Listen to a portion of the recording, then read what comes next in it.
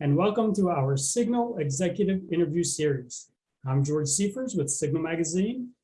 Today's executive video is sponsored by the Computing Technology Industry Association.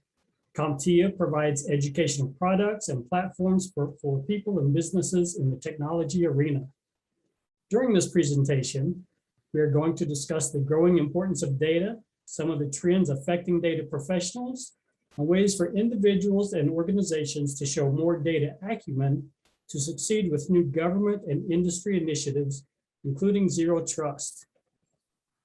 Our distinguished guest today is James Stanger, CompTIA's Chief Technology Evangelist, a member of several advisory boards across the IT industry, and also a member of AFCEA's Zero Trust Strategies Subcommittee.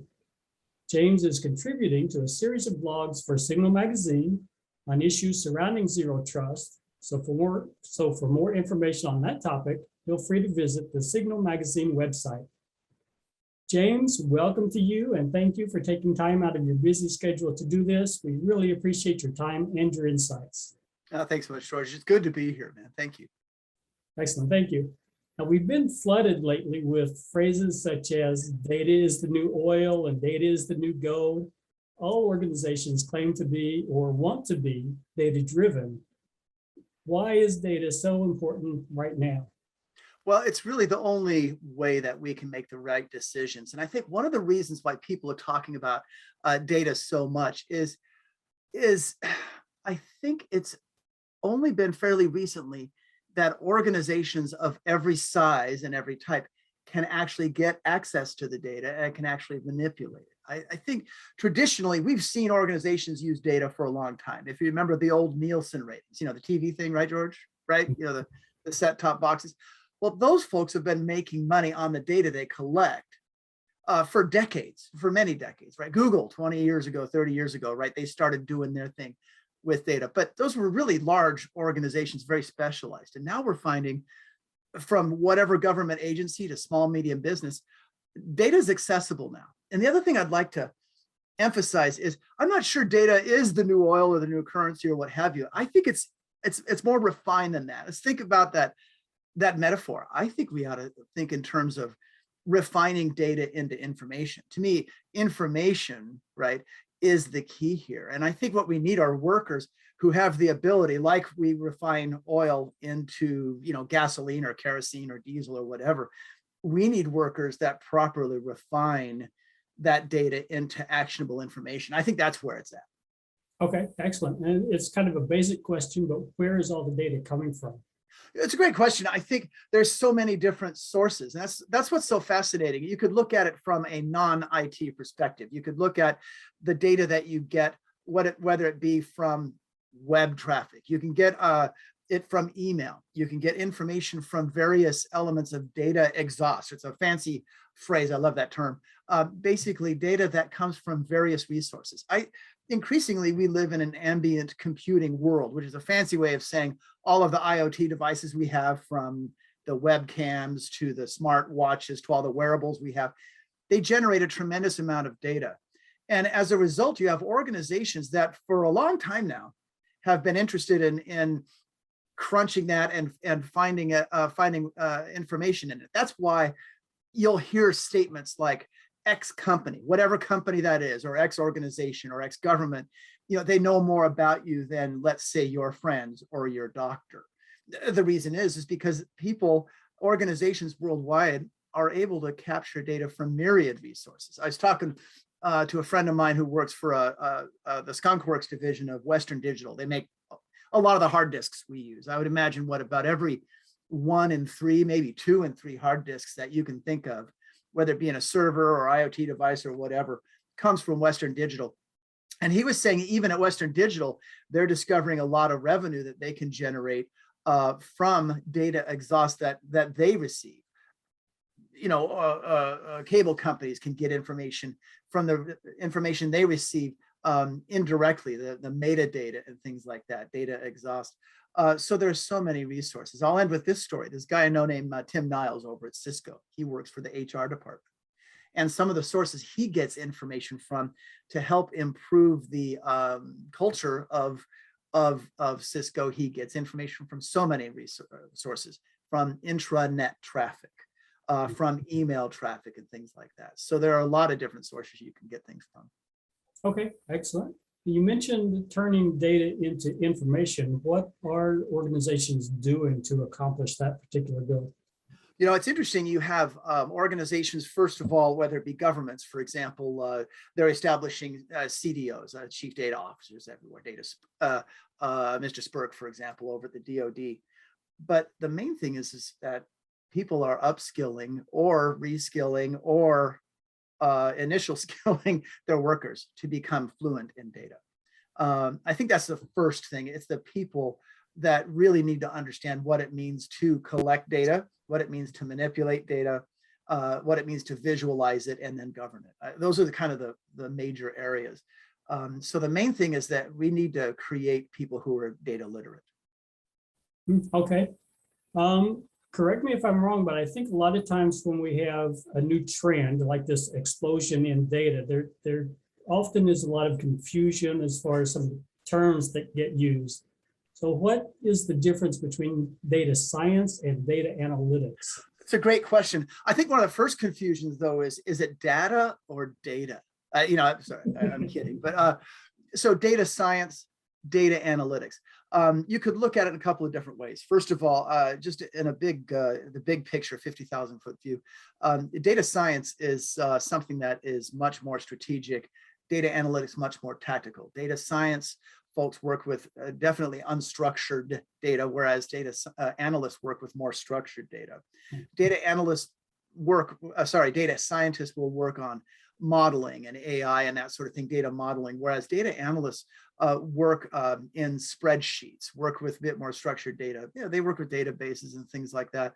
And so they're working on more day-to-day elements rather than data scientists. And at CompTIA, we have tended to focus with this with Data Plus on the data analytics side of things. Okay, and what are some of the traditional data-oriented job roles? It's a good question. I mean, business analysts, business intelligence analysts have been around a long, long time, for many decades. So I would say that's a traditional role. And again, those roles tended to be in larger companies and very specialized. And what we're finding is small, medium businesses and organizations and departments can now have those kinds of specialists. Other job roles that have been around for less time, but still considerable decades, web analysts, right? Web analytics, those folks who help anybody with a significant web presence to look in and see trends and identify trends. Social media analytics been around for a decade or so in a serious way, probably a little bit longer. So there's market analysts, various types of jobs there. And what we're finding is that even though there are definite defined job roles, you can go and look for those in whatever, Indeed.com or Dice or wherever you want to go look for a job role. Nice initiative, what have you. There's still there's increasingly, I should say, more slippage in a sense, or more morphing, because everybody, no matter what job role, inside or outside of IT, needs to know more about data. Okay, now I think you've already answered this question, but I'm going to ask it anyway, just in case Sure. you have anything to add. Is data analytics and IT specific job roles? No, not at all. There are certainly IT job roles that have data analytics within them. Security analysts, right? People who do a lot of work, whether it be with CTI, cyber threat intelligence, or whether workers that do serious data analytics work in terms of working with SIMs and automation and things like that. Obviously, major analytics going on. But I find the majority of the jobs out there that involve data analytics are not IT oriented at all. Okay. How is let's put it this way: they're not contained within the IT department. They might touch IT here and there and everything, but no. Got it. Understood. Okay. How is data relevant to the government workforce in general? Increasingly, what we're finding is that data literacy and data quality are so important.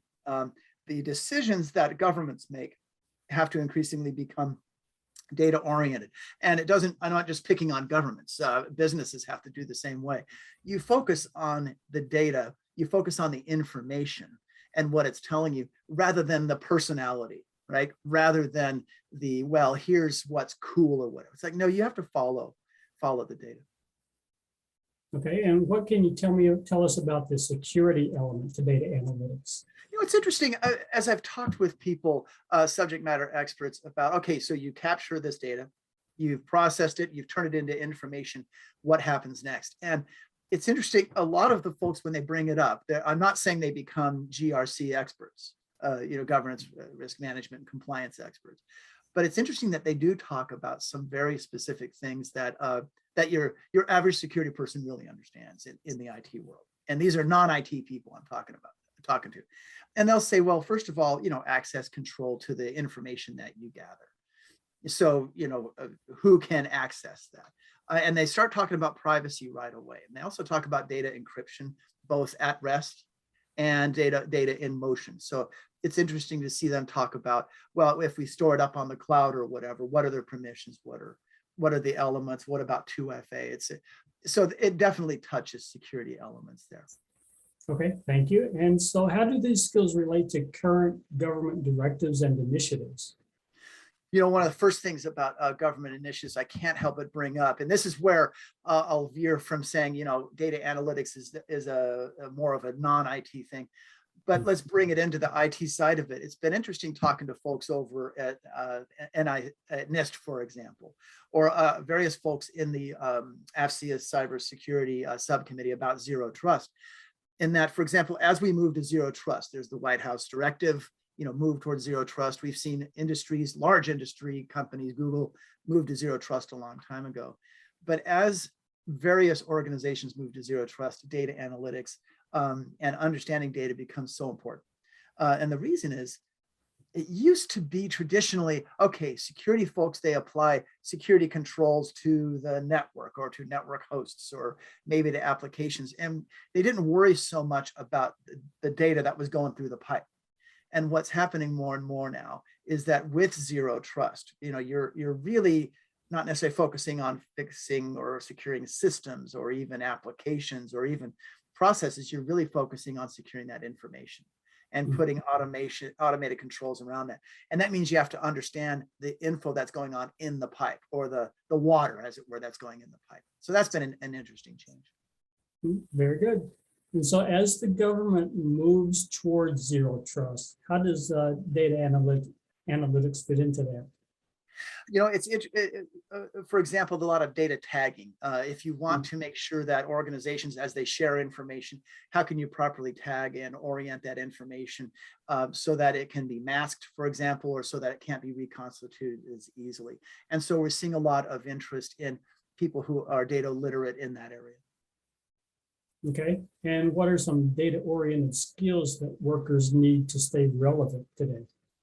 I think one of the first things is being able to work not only in spreadsheets or not only in databases or not only in Power BI or whatever, but understand some of the moves that are commonly made in regards to manipulating data. And by manipulating data, I get that phrase from subject matter experts. We're not talking about being manipulative. We're talking about actually being able to understand what an outlier is, to contextualize data, to verify whether something is an outlier, to use statistics and tried and true methods to really understand how you can tame, if not tame that data, but tease information out of it. Also visualization, being able to tell an accurate narrative, and the communication skills that engage in a dialogue between the data analyst and the client, whoever he or she may be, whoever that client may be, kind of having an empathy towards the data to see it as a living thing,